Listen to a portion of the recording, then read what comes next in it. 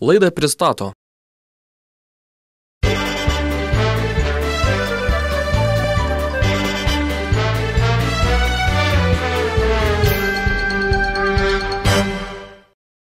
Sako, galim pasigirti, kad esam teatrų miestas, kad turim daug didžių menininkų. Tik kukliai nutylim, kaip jie viens kitam gerklės pasiruošia perkast dėl skalsesnio duonos kąsnio. Plačiau miestelio naujienas aptars Palytikių klubas. Na, kolegė, kaip Velykų šventės? Puikiai.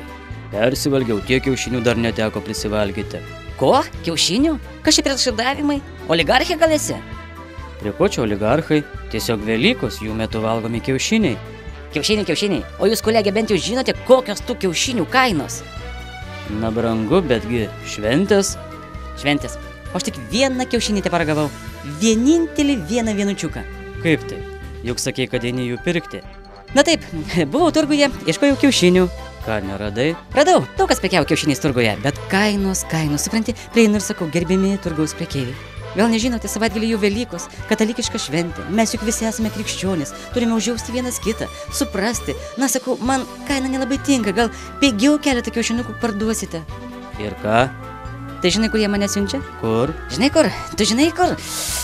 Pas kitą pardavėją nueinu, vėl aš jam tą pačią giesmelę, jis man irgi tą patį. Tada pradėjau aš kaip ir jie, prie kiekvieno prieidavau, pakeiksnuodavau ir tikėjausi, kad visgi kažkuris nusileis ir parduos kiaušinį pigiau. Ir ką, pardavė? Jei būtų pardavę, aš neverkčiau, kad per Velykas tik vieną kiaušinį suvalgiau. Tai nenusipirkai?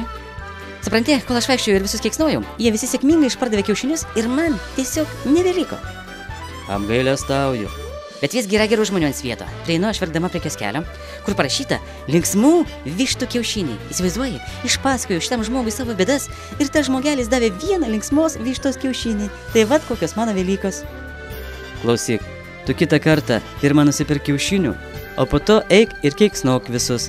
O be to, krikščionis nesikeikia.